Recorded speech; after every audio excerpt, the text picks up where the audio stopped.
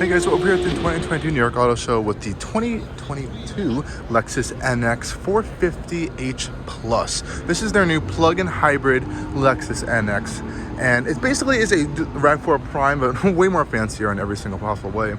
Has around 304 horsepower from a 2.5 liter naturally aspirated 4-cylinder engine and hybrid powertrain. Now, one of the biggest new things is the new design on the brand new Lexus NX. Of course, it is a new vehicle from the ground up based on the new TNGA-K architecture that's shared with Toyota vehicles, but I think they did a great job up front with his new kind of L-shaped headlight design that's now kind of up here instead of what was down here before, and it was separated in the previous NX. Of course, we have these 3 beams, as Lexus has been doing for quite a while.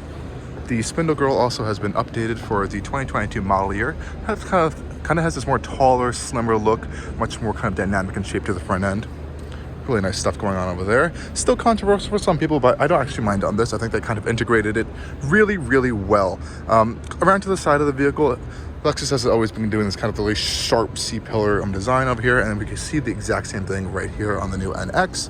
Some nice black trim and nice black rails going on with the F-Sport package that we have on this NX 450h Plus. And this is one of the biggest controversial pieces back here are the new taillight and Lexus badging design. I think I like the taillights the most part of this. Really nice sculpted 3D taillights. This is really interesting to see this separated center light bar. Haven't seen this too much yet in a lot of manufacturers. I think BMW is doing a little bit something like this on some models, but really nice slim LED lights. I really like how they're kind of like 3D sculpted and kind of not just flush with the body. Really nice stuff. I think it looks really tasteful. One thing I don't like too much, this is a personal thing, everyone else has different opinions on this, is where the Lexus badge is placed. Normally we've been used to seeing a Lexus logo slapped on top right up here, but now they've eliminated that and gone to kind of lettering out, and this is really a big departure. Not sure how I feel about it just yet. Here you can see the new LX with the same thing going on over there. Definitely is their new look, but I guess we'll see how it kind of implements into the later EV strategy. Another design feature I just actually noticed, it looks really aggressive actually, is how far the rear tires stick out, and kind of this kind of fender flare design they're trying to go for by sculpting the body and making it look like the fenders are flared out. Really cool stuff there. I think it gives it a really aggressive look.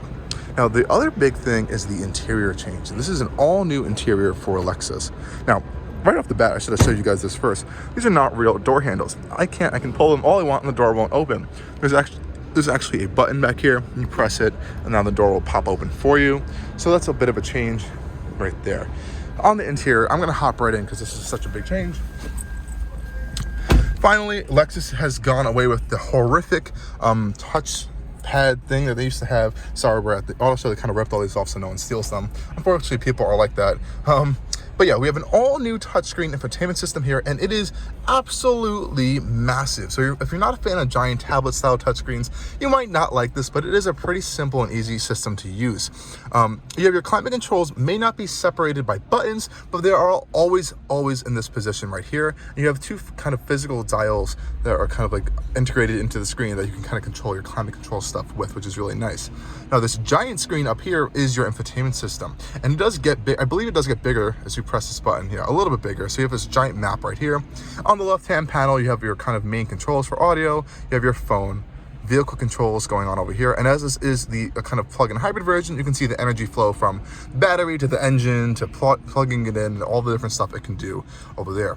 Now you can control all these different things from various different buttons. I wish they kind of integrated it into one system, but over here down, you can see we kind of have this weird little drive selector that's kind of popping out of the middle of nowhere. So we have a sport mode, we have an eco drive mode, and I believe there's a sport plus mode right there. But if you want to go into hybrid EV or like kind of hold charging mode, you have to cycle that from these buttons down here. So what these buttons do is when you press them, it'll cycle through the different modes. So you can either go in full EV mode, full hybrid mode, or hold charge where the engine will charge the hybrid battery for you.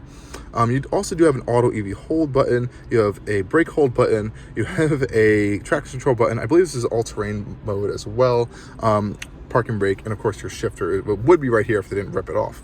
Down here we do have a center console. I believe there's a wireless charging mat up here. You can tug that away and you have a little bit more storage. And there's another little cubby right here, USB-C, USB port right here, cup holders. Really nice center console. It is very well padded, which is nice. You do have a pretty deep storage compartment in the center as well, which is really nice. And it does open both ways, so a nice kind of German luxury feature right there.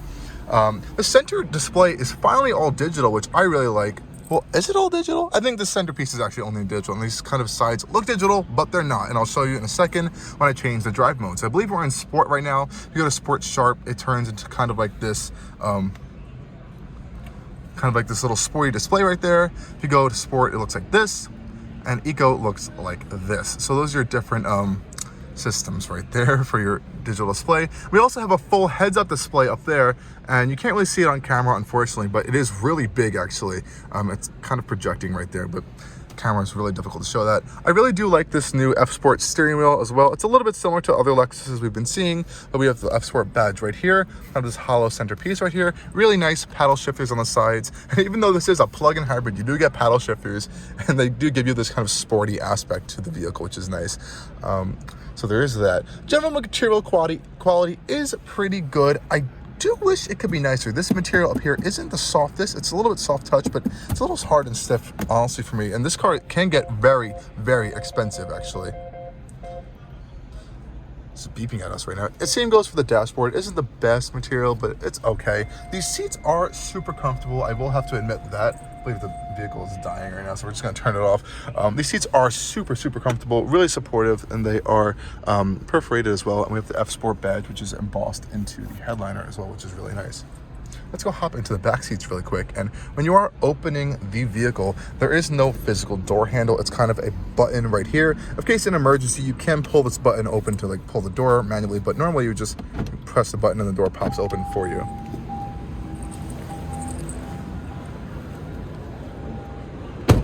Hopping into the rear seats, again, we have those push button door handles to open the vehicle. This is my seating position. I fit pretty comfortably back here. A lot of space. Decent amount of headroom for having a kind of like a panoramic roof as well. Over here we have some air vents, but you don't have any controls other than to kind of like turn it on and off. We also have our charger ports down here, if you guys can see them. It's pretty dark back here. Fortunately, USB-C charging ports. We also have a really nice kind of like decal here with blended in to your speaker, and this is actual real metal, which is really nice, and some nice stitching on the door panels. Everything back here is pretty comfortable, and the seats are just as comfortable as they are up front as well, which is really, really nice. And again, to open the doors, you have this double push style electronic switch. So push it open. It's really nice. I don't know how I feel about having your lock and unlock buttons back here for kids, but I believe there is a function to lock that up front if you are a parent. Checking out the boot space really quick. Let's see if it has the kick. I could be wrong. Maybe it doesn't. Okay, being silly. If you press this button, it does have a power trunk. Awesome. Not sure what all that white stuff is in there, but as you can see, there's no third row, but you have a really significant amount of trunk space back here, especially for having a battery pack kind of integrated into this vehicle as well. Under here at this floor, we have some more storage, which is really nice. And I think this is your 12-volt battery. Oh no, or not. It's just some more stuff back here, I guess. It looks like a 12-volt battery cap right there. I believe that's right over here, actually. So there's some more storage. I believe you would have a little bit more storage if you didn't have the hybrid model, but that is what you're getting back here. And the seats, of course, do fold down, not power, but you can just push them down to get even more storage out of this. Just close that up right there. Awesome. So this was just a really quick walk around of the NX 450h Plus with the plug-in hybrid. Let me show you guys this spec sheet really quick. So as you can see, it starts at $42,000. This one is showing us $60,000. So it's definitely getting up there once you start adding in all the options. But it is a really beautiful vehicle, and of course this color just really shows off all the lines of the new NX. Definitely, if you are around this week, come check out the 2022 New York Auto Show. Maybe, I don't even know when this video is going to be put up, so it may even be over already. But if you want to go check out a new NX, go check out your local Lexus dealer, and they will definitely help you out with that. Thank you guys for watching this video, and stay tuned for a lot more coming soon.